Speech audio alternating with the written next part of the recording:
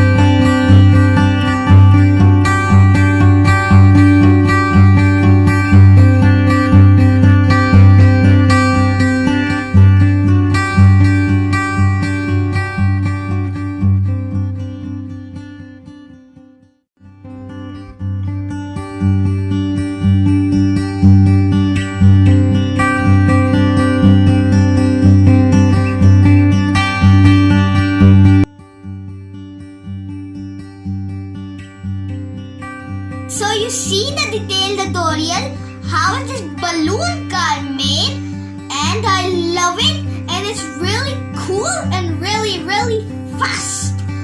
Woo! I like it! Woo!